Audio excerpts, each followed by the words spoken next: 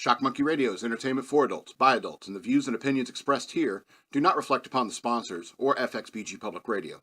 For additional information, please refer to the United States Bill of Rights. Stand warned. Have you seen that movie, Murray Poppins? Oi, after you take the medicine, you should chase it with a spoonful of sugar. You're killing your mother with this illness, you know. Supercalifragilisticexpialidocious. Oh, we should get on that movie right away. Get Mel Brooks on that movie right away. It needs to be done. And if you think it's racist, then have you seen a movie called Blazing Saddles? You really should check that one. I'm looking up Mel Brooks. Alive? It pops right up. Yeah, he's still alive. God bless his soul. God bless that that brilliant cornball. Welcome to Shock Monkey Radio. I'm your host, the Madman. We're trying something different today. We got the mic OC, as they say, off camera. Not wearing headphones. Gavin McInnes bullied me into saying it. It's like, oh, only amateurs wear headphones when they're on the show. I'm like, okay. Now, EK wanted to try a few different things. So I'm going to talk about EK more in here in a second. But I want to remind you that I have social media. You can follow me on social media over here on Twitter. It's Denal Saw This Word Wasteland spelled backwards. Shock Monkey Radio Redux on Facebook. And at SLRobbins13 on Instagram. I also have Patreon. Patreon.com/ShockMonkeyRadio. Become a patron today. I would appreciate it very much. And Shock Monkey Radio is the cash tag. If you want to send me money to the Cash App, I would appreciate that as well. All right. Yeah. Who is EK the DJ? You know, that's a good question because frequently a viewer will watch the show and they'll be like, who? Every now and then you'll pause and you'll look off screen like this. And then you'll laugh and then you'll respond. Are you talking to a ghost? It's like, no, not. I don't respond to ghosts while I'm doing my show. All right. But that's EK the DJ over there. He's got his head down. He's working with the audio. He's the audio nerd of this venture. He is FXBG Public Radio. He is, in charge of like all the shows that FXBG Public Radio does. He's a production guy. I'm the talent. When he says, when you get to the studio, don't touch anything. You can set up your laptop, but don't touch anything. I'm like, okay. There used to be a time when I was the tech weenie.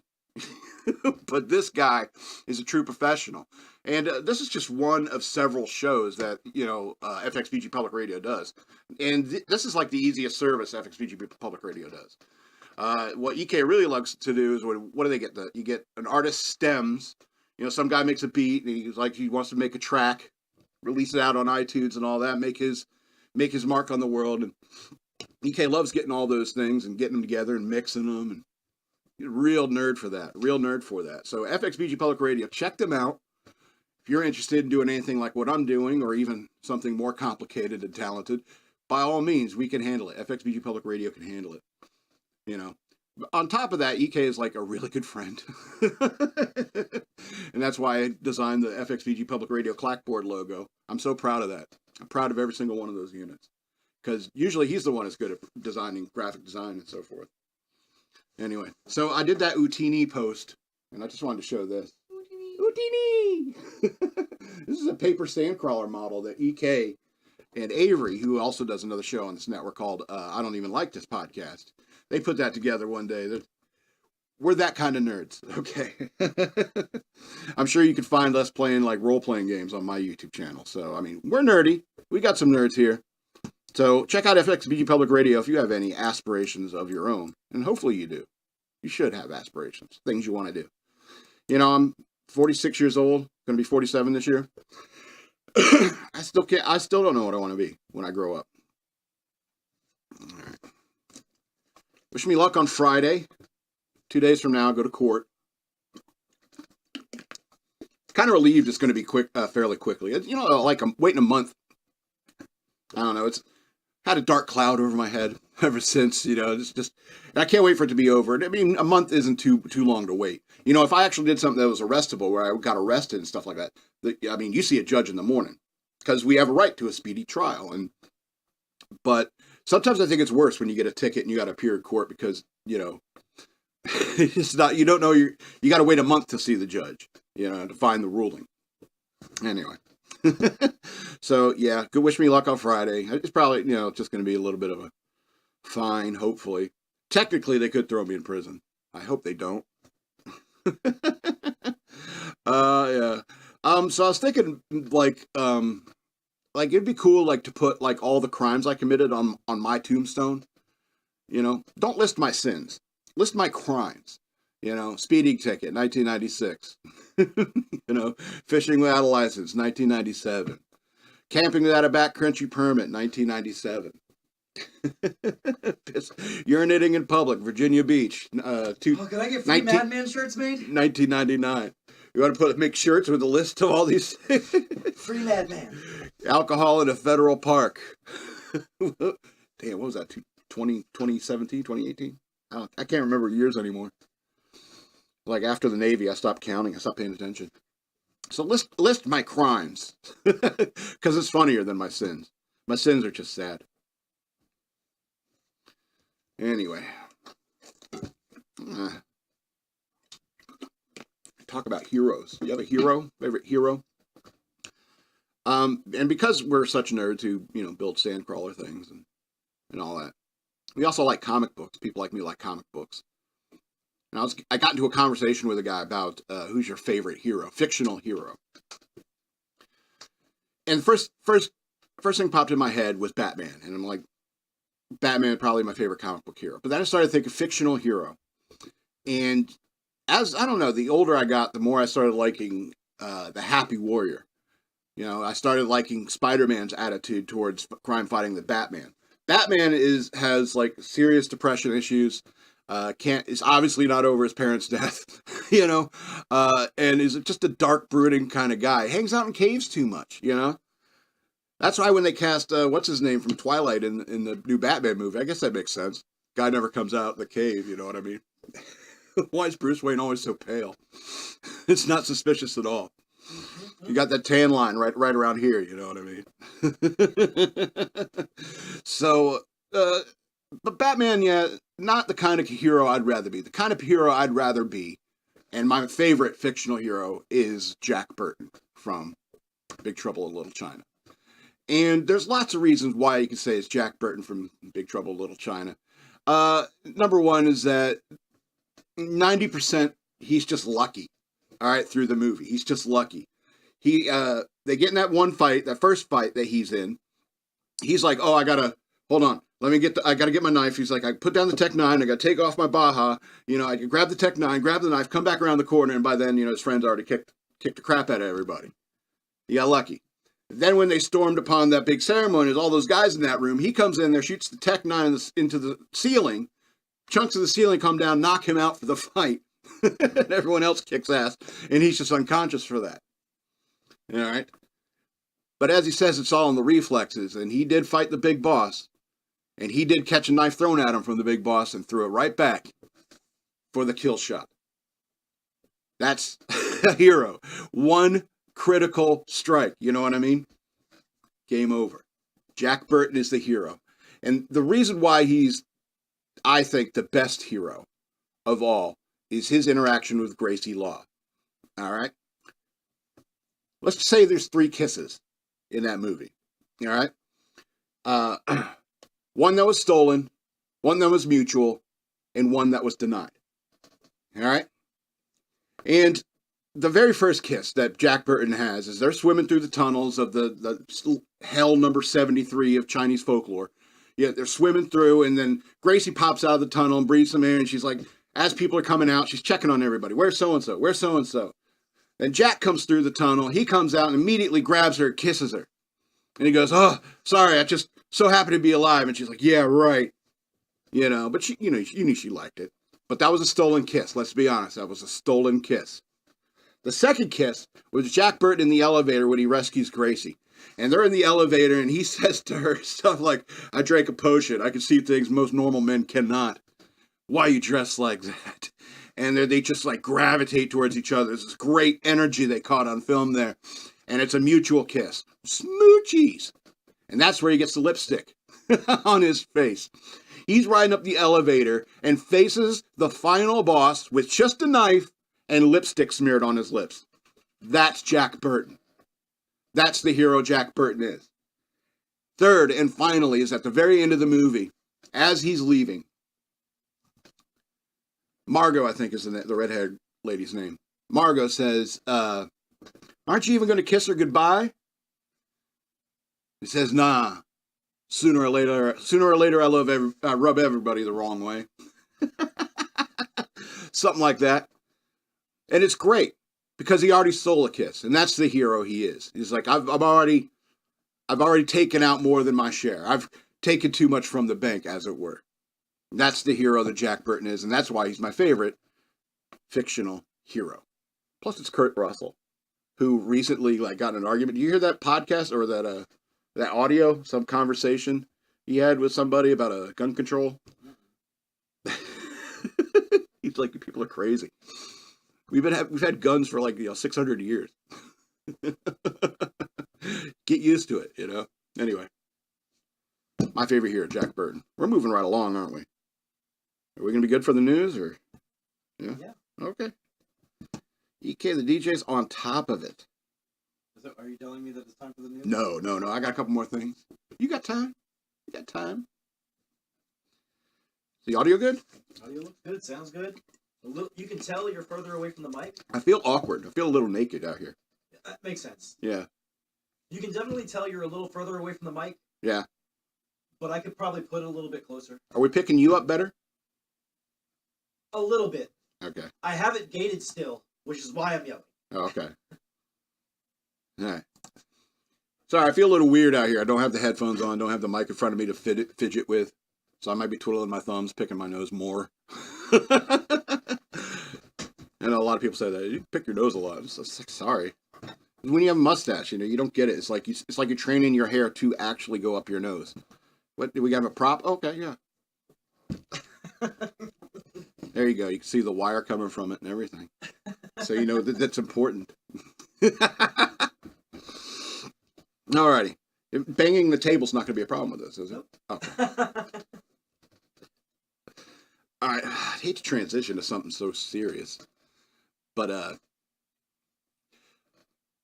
I was thinking, why do parents of trans kids hate their children so much? All right. Now, the only thing I can think of, the only thing that makes sense in my mind is that the parents want to become part of the in crowd, or the thing that's happening culturally, and that is today the transgender movement. They want to be part of this victimized group, this minority. Basically, that's what it is. They want to get into some victim group, and through Munchausen by proxy, it's like, oh, my child's trans, so I understand everything a black person goes through. And it's like, it's not even remotely close to the same thing, first of all. And second of all, it's like, why you want to, do this, get that kind of attention? It is straight up Munchausen by proxy, and it's been going on way too long.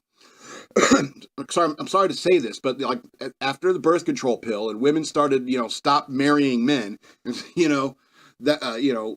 that's when they started just having kids with randos and raising a kid by themselves. And when there's no man in the home to say, no, that's a boy, it's not a girl, you're going to have problems like this. All right? A child needs both a mother and a father, or else they're going to end up screwed up. And so you now have a generation of people who have been raised by women solely, and they don't know what to do. Because if mom says you're a girl and you think you're a boy, you better not argue with mom. So why do you hate your kids? Why do you hate them to put them through that? So you hate them enough to glorify yourself, to give yourself a glow up. That's what it is. And it's insane. And it's child abuse. I'm sick of it, and so I'm tired. I gotta say something. I gotta say something every now and then about it. All right? And even if your child comes back from school and says, it's like, I think I'm a girl in a boy's body or something like that, you need to set them straight at home. All right? You don't say, all right, fine. You want to drag me into this mess? You want to drag our family into the light by doing this thing? Fine. We're going to give you hormone blockers as soon as possible. fine, we're going to cut off your genitals as soon as possible. Remove your breasts as soon as possible. Whatever. And that's anger. That's hatred. It's like, why do these people hate their kids so much? And why aren't we doing enough to protect the children from this kind of vile mutilation? Because you're going to talk about like the next 20 years or so, you're going to have a generation, a whole bunch of people who have done have had awful things done to them when they were dumbass kids by their dumbass parents, usually their mothers, and it changes their lives forever. I don't know about you, but I feel like Dennis from It's Always Sunny in Philadelphia, where he has that fantasy where he's in the accident. Does my dick still work?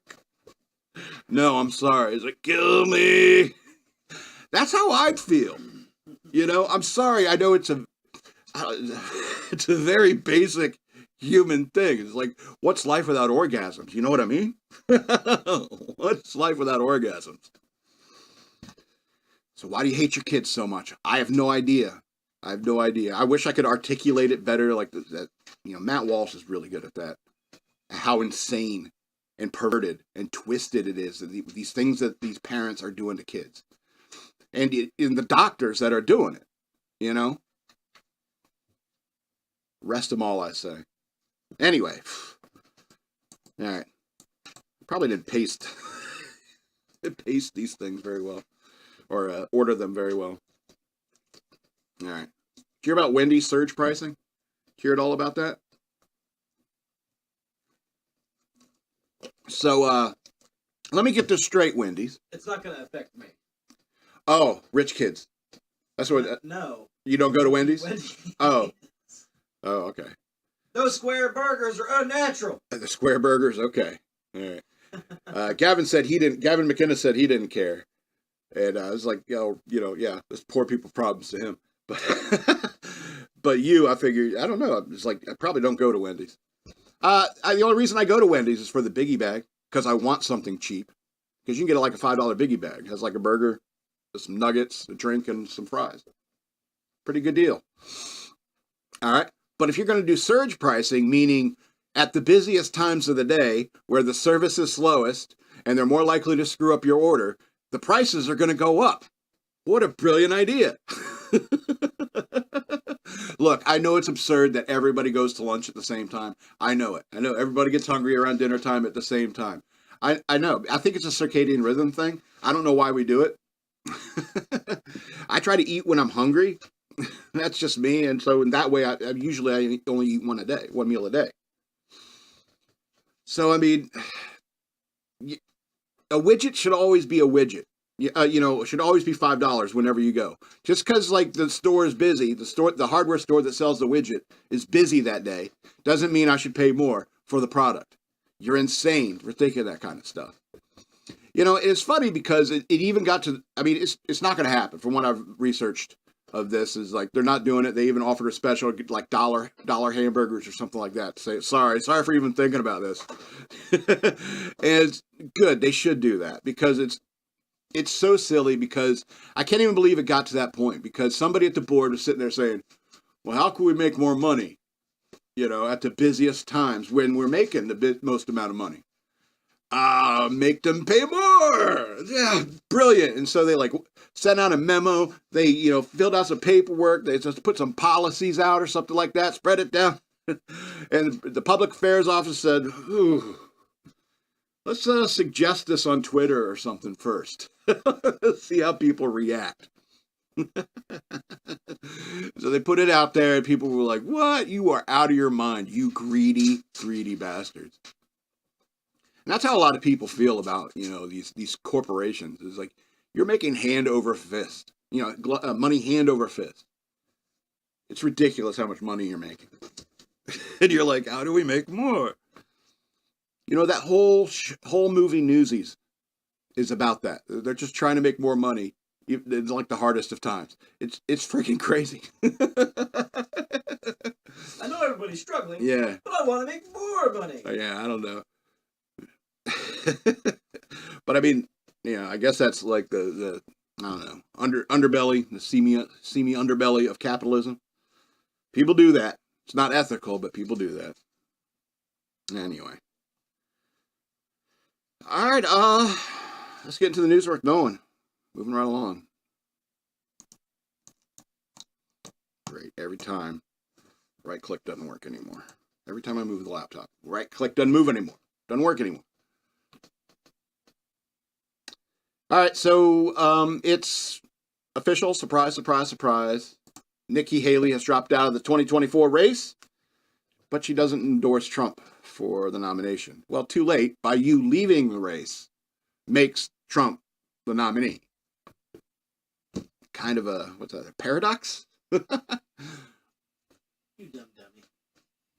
Close enough, all right. All right, so 13 months after she lost her 2024 Republican presidential campaign in Charleston, South Carolina, Nikki Haley ended her White House bid.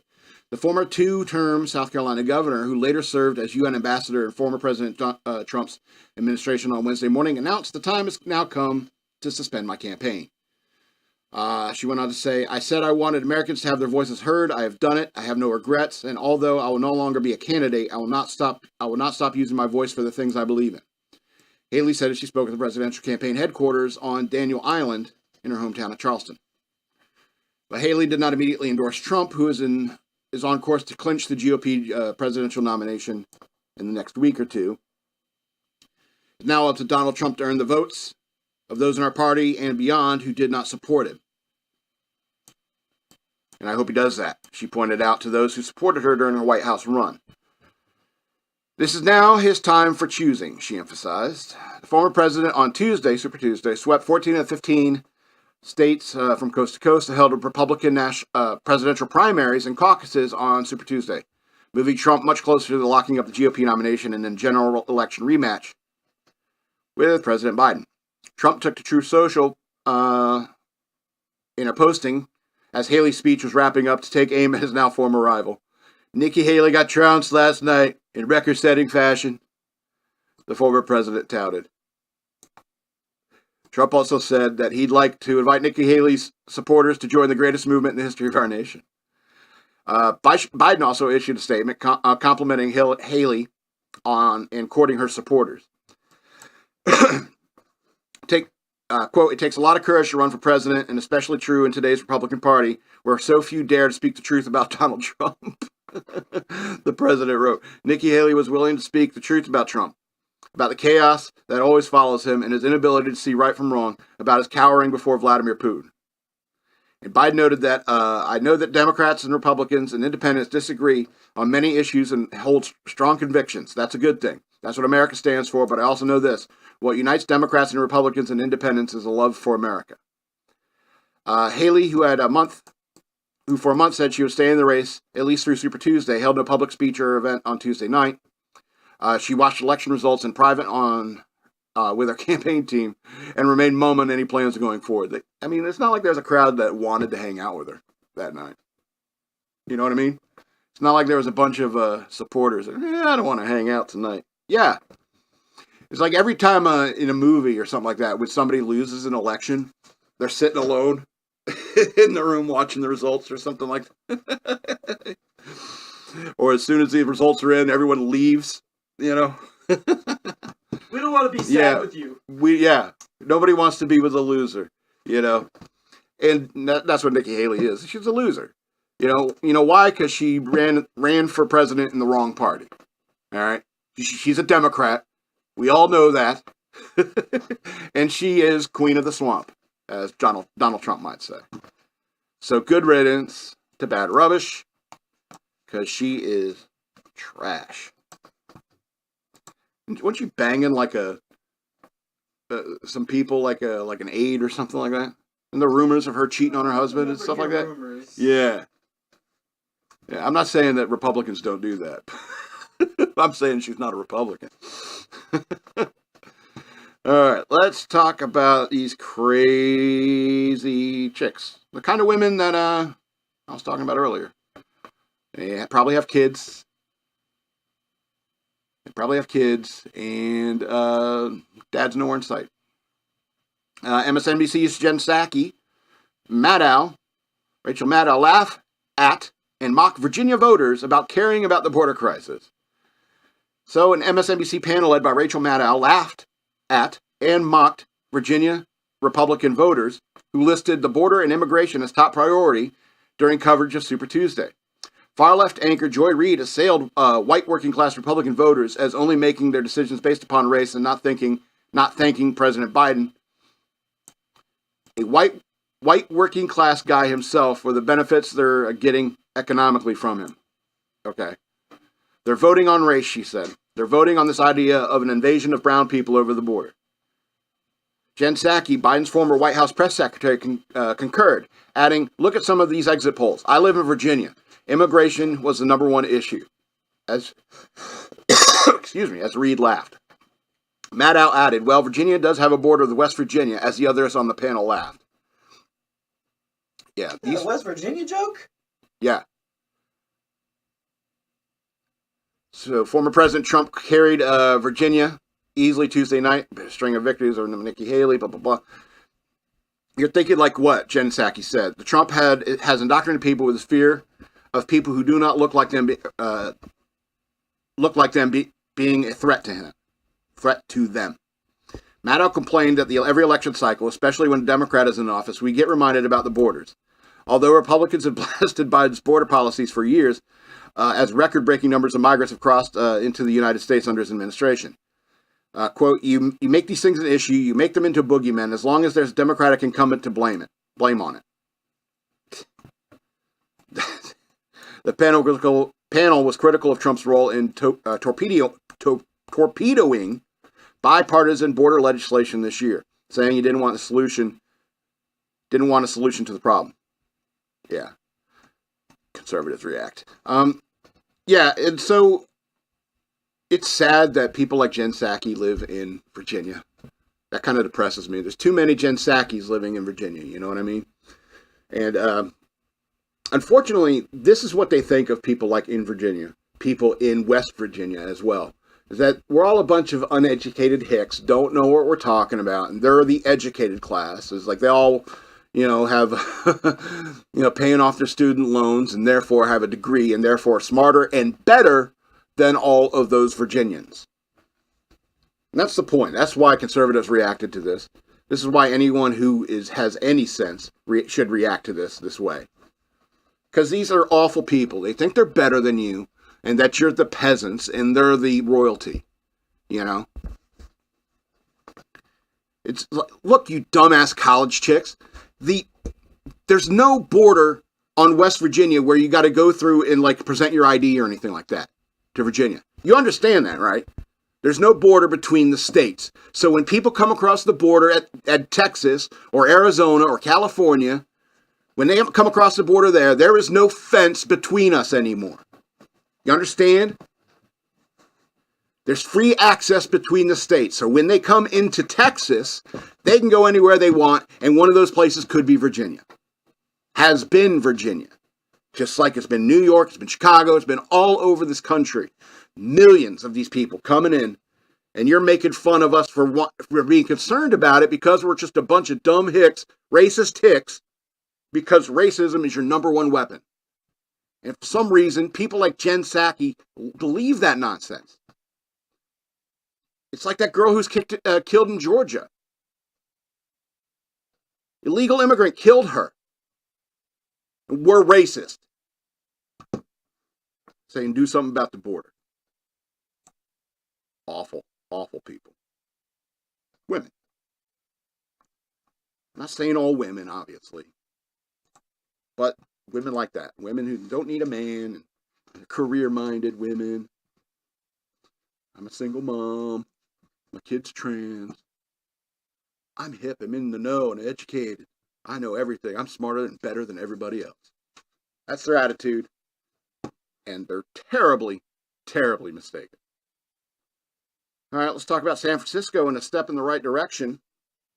San Francisco passes law and order measures by large margins, including drug screening for welfare recipients. Ain't that a thing? San Francisco voters passed a pair of law and order ballot measures on Tuesday night, including one that would require welfare recipients suspected of using drugs to undergo screenings to receive benefits. It marks yet another rebuke of progressive policies in the famously liberal city, following the recall of far-left District Attorney Chelsea Bowden in 2022. The welfare requirement, called Proposition F, had 63% support as of Wednesday morning, according to the most recent election results online. Proposition E, which expanded some police surveillance powers and reined in some oversight, had support from 60% of voters. And there are still votes being counted by the measure's proponents declared victory, while left-wing detractors grumbled about the results, saying they would backfire and reverse progress. Democratic Mayor London Breed, who is up for re-election this year and had the measures placed on the ballot for voter consideration, celebrated on Tuesday night. Quote, "It is clear that people want to see changes around public safety. What's exciting about this for me is that the kind of tools I need to continue to work we're doing." What? I get the kind of tools I need to continue the work we're doing, she told reporters, according to local station KQED. Those are cool call letters.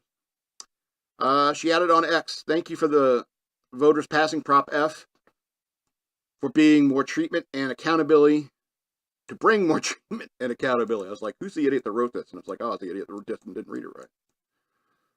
This is how we get more people to help they need, the help they need and change what's happening in our city. She also wrote, Prop E gives our officers more tools to do their jobs. San Francisco business owner Tom Wong called for stronger support of local police from government officials, telling Fox News Digital it is not fair to expect the police to chase down and stop crime without community support. Elected officials have to support local law enforcement. It's not the people. Oh, I see what you're saying. Okay. Wong also dove into the political scene in San Francisco, explaining that Breed's re-election campaign for mayor was an important factor in motivating her to talk about the drug use and police force in the city. There's a high probability that she will not win, Wong said of Breed's campaign. Yeah, so everyone knows that for years now, like San Francisco has been like going down the tubes in terms of like, poop on the street and all of that stuff, drug use everywhere and so forth. And, usually, you'd hope it doesn't get to this point, but, it sometimes gets to a point where you're like, okay, we've had enough. Now we need to do something, I don't know, conservative? I know we're San Francisco and everything like that, but, drug users all over the street and we're giving them the money. This is our tax dollars. Absolutely do this kind of stuff. And if you want to fix it even faster, swing even further to the right. You know what I mean? Get serious about crime. And either, you'll catch them all or they'll leave and they're someone else's problem. And that's, that's what law and order states do. Law and order states, they're tough on crime. And those people who cannot get away with all this nonsense, they'll move to more liberal states. How do you think California got so popular? Giving away money. Government out in the streets, just throwing $100 bills to junkies. I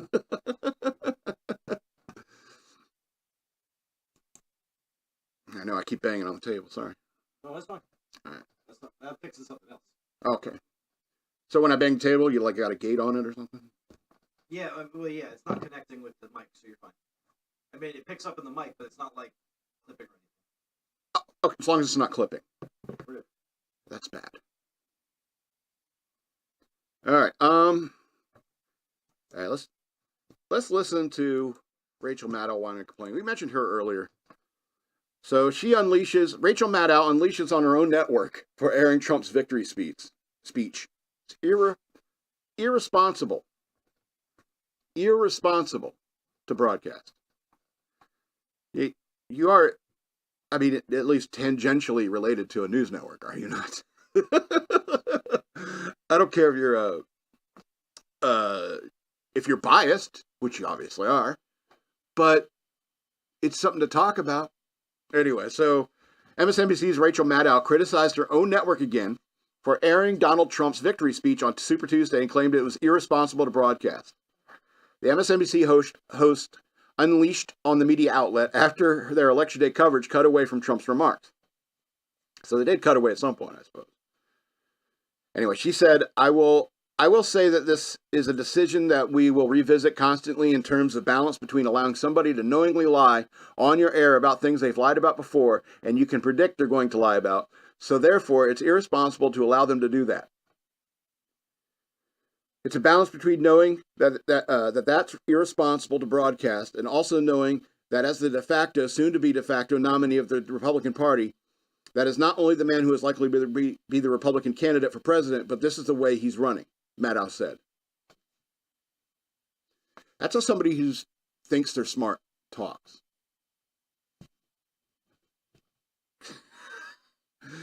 MSNBC's Stephanie Rule attempted to remedy the situation and suggested that they fact-check the hell out of him. Quote, yes, and we do that after the fact, and that is the best remedy that we've got. It does not fix the fact that we broadcasted, honestly, Maddow responded. The election night host continued to hit the former president over his claims, and host Joy Reid went on to suggest Trump didn't age because he didn't do the job. Suggest Trump didn't age because he didn't do the job. Let's see what she said. Donald Trump had one job, and he had one crisis, she said, referring to the COVID pandemic. And so you know what he did? He bollocksed it completely. You did so poorly at managing your sole crisis, the one hard thing you had to do. The reason he doesn't look old like Biden looks older, the presidency ages you when you do the job. Obama went gray because he was doing the work. Donald Trump looks the same as when he ran playing the golf the whole time. Maddow cut away from Trump's remarks in January after the former president won the Iowa caucuses. At this point of the evening, the projected winner of Iowa caucuses has just started as given his victory speech, Maddow said at the time. We'll keep an eye on that as it happens. We will let you know if there's any news to be made in that speech, if there's anything noteworthy, something substantive and important. The reason that I'm saying this is, of course, is that there is a reason that we and other news organizations have generally stopped giving an unfiltered live platform to remarks by former President Trump, Maddow said. It is not out of spite. It is not a decision that we relish. It is a decision that we regularly revisit.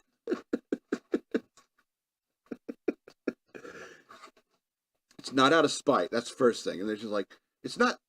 What would you say? How do you say? It's probably like Rachel Maddow asked around the office, how does it make you feel when we make fun of Trump? I relish every opportunity to make fun of Trump. Relish. That's a good word. I relish. Yeah. I'm noting that one down. That's a good descriptor.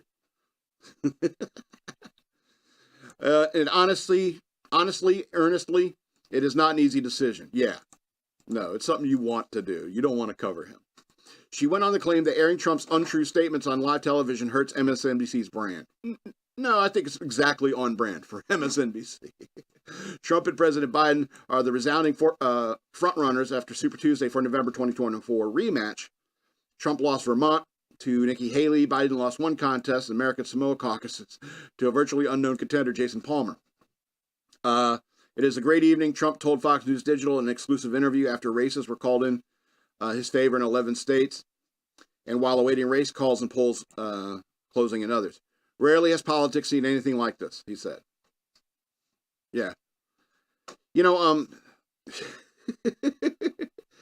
it's so fun to watch them cry. You know,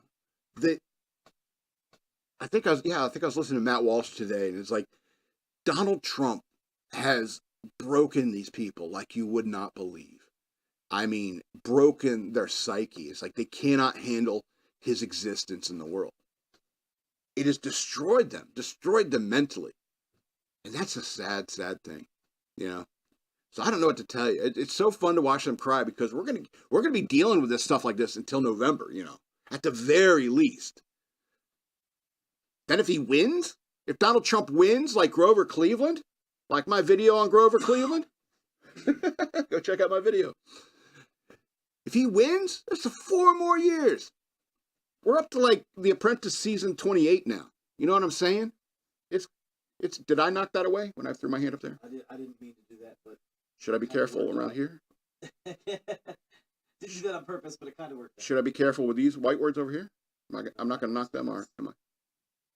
How about these down here? Are these like going into me? Okay. It's freaking me out a little bit. So EK's trying new stuff. He likes doing that. Pushing the limits, see what we can do. Hope you like it. Hope you're entertained.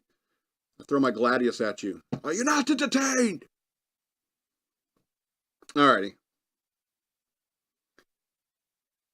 we're done making fun of her. Let's get these last two news stories out. Lighter subjects. We'll get on out of here. Massive tumbleweed wave rolls through Utah. A gnarled icon of the Old West, ominously featured in movies as gunslingers square off on dusty streets and townfolk shake behind curtained windows, rolled in over the weekend and kept rolling until blanketing some homes and streets in suburban Salt Lake City. Crews on Tuesday continued to plow, load, and haul carcasses of twisted and dried tumbleweeds from neighborhoods in South Jordan, Utah, 4 days after scores of the beach ball-sized plants were bounced in heavy winds. People woke up Saturday morning and it looked like these huge walls have been erected made of tumbleweeds, said Dawn Ramsey, South Jordan's mayor. We had entire streets in some of our neighborhoods completely blocked. They wrapped around homes. Saturday's tumbleweed takeover of South Jordan is not isolated, but it's also not a fiendish plan by the invasive Russian thistle to conquer the western United States. Wow. Who wrote this? Who wrote this? Where's the name? It says it's Associated Press. Pretty brilliant writing. Pretty brilliant writing. Give the author's name? That stinks. Just says Associated Press. Oh my God. Native to the southeastern region of Russia, western Siberia, the Russian thistle and other plants like it are believed to have been introduced to the U.S. by Russian immigrants as a contaminant in flaxseed. Contaminant in flaxseed, according to the tumbleweed abatement program through the Los Angeles County Department of Agriculture. They start out as live green plants to soak up rainwater and grow. As the soil dries, the thistle dries and detaches from the root. The ball is then moved around by the wind and breeze. All through the night and early in the morning, we had high winds. Chris Williams, who lives in South Jordan and used his aerial drone to take video and photos of the tumbleweed on Saturday. Here, gathering everywhere under cars and trucks and trailers. We've seen tumbleweeds in the area before, but that was an anomaly. Many people use shovels to remove the tumbleweeds in front of their homes. I don't think anybody was in real harm, said Williams, 65. I still think you could walk through them if you had to. They're not that heavy. Brett Chumley owns Mom's Diner in Pahrump, Nevada. For visitors to the area, the sight of the tumbleweed swarms are strange to see.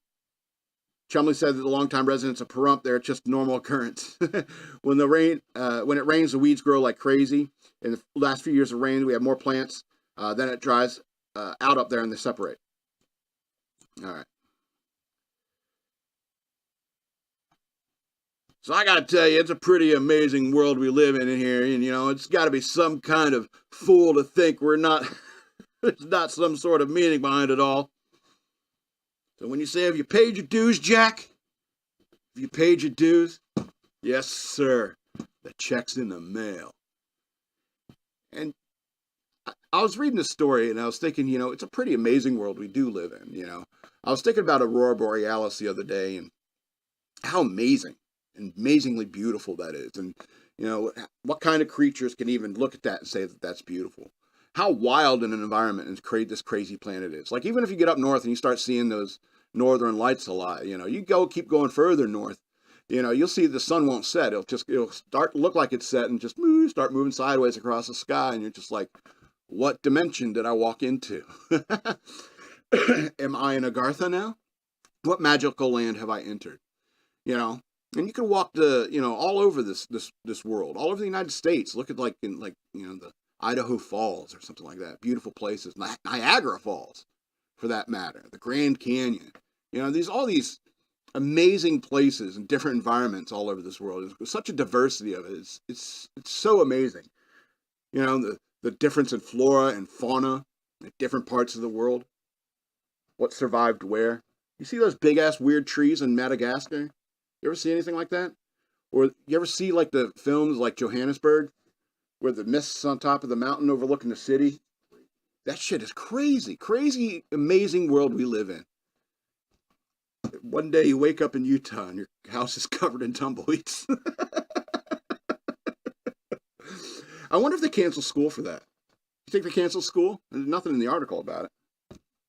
How do you pre-treat for tumbleweeds? It was Saturday. Yeah. You can't pre-treat for tumbleweeds.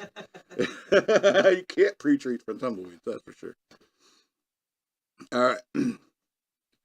Let's talk about the most white trash wedding I've ever heard of. Kentucky couple exchanges wedding vows in a gas station bathroom. Definitely going to be different. It is that. It is different. So some people may go to church or a chapel to get married, but one couple decided to head to a local gas station bathroom for their nuptials. Logan, Abney, and Tiana Alistock said "I do" inside the men's bathroom at the local IHOP shop's location in Verona, Kentucky on Valentine's Day. Alistock is an employee at the location. Oh, is that where you first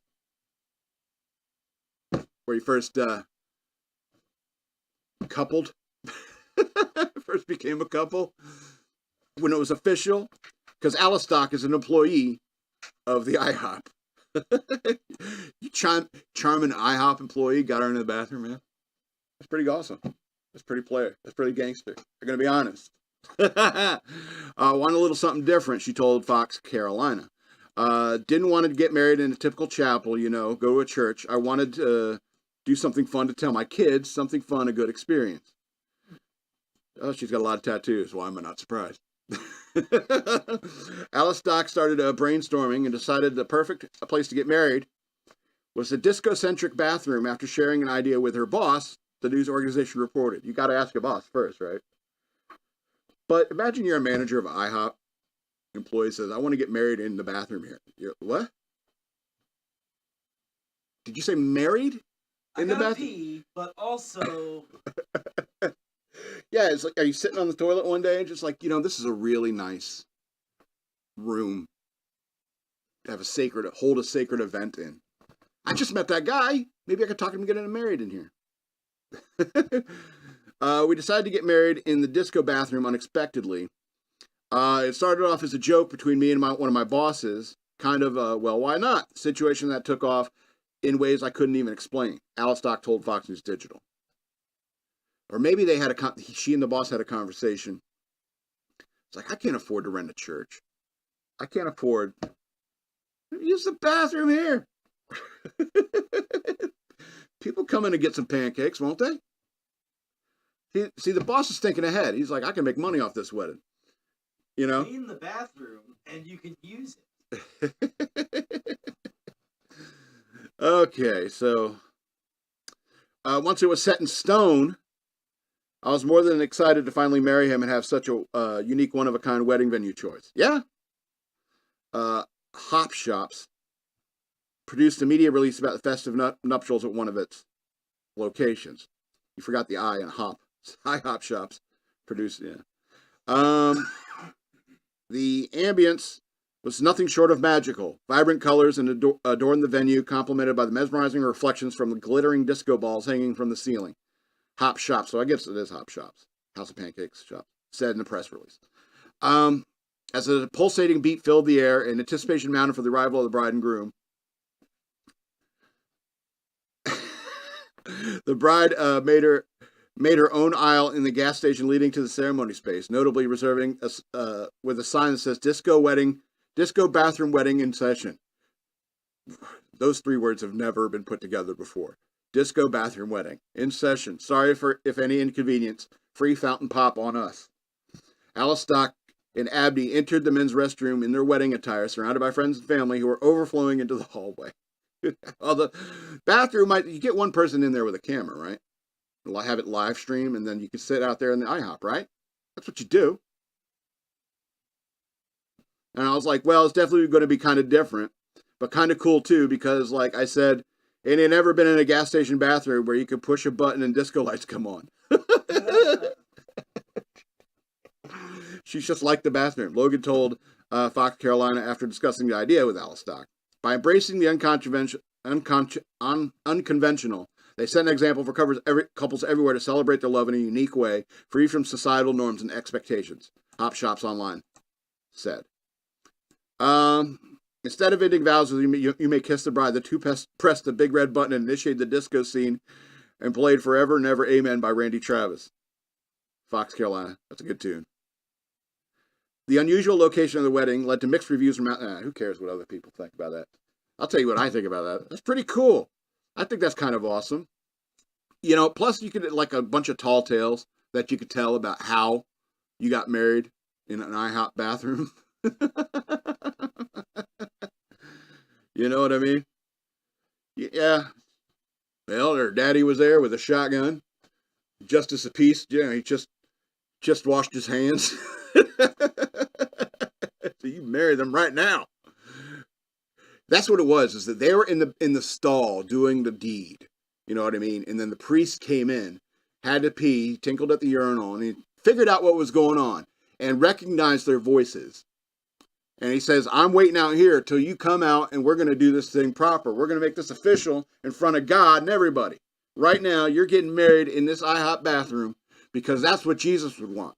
So he just stood there waiting patiently outside the stall until they got their clothes together and got the courage to come out of the bathroom stall. And he says, all right,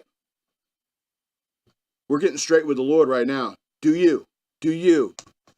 You're married. You can make up so many fun tall tales about where'd you get married. It's like, bathroom and IHOP. Not that my weird-ass wife thought it would be cute, because it had little disco balls in the ceiling. You hit the button and the disco balls spin. I want to get married here. It's your wedding. Your way. I don't care. As the kind of guy I am, if that happened to me, you make the best of a bad situation and you make up a bunch of tall tales about how it actually went down. I suggest that priest story. I like that one. I might use it myself one day. Anyway, this is going to be the end of the show. I want to remind you again that I have social media. You can follow me on social media over here. I also have a Patreon. Go to patreon.com/shockmonkeyradio. Become a patron today. I would appreciate that as well. You can also send me money through Cash App. Use the hashtag shockmonkeyradio. All one word. You can send me money that way. Anyway, this has been Shock Monkey Radio. It's all in the reflexes, and I love you.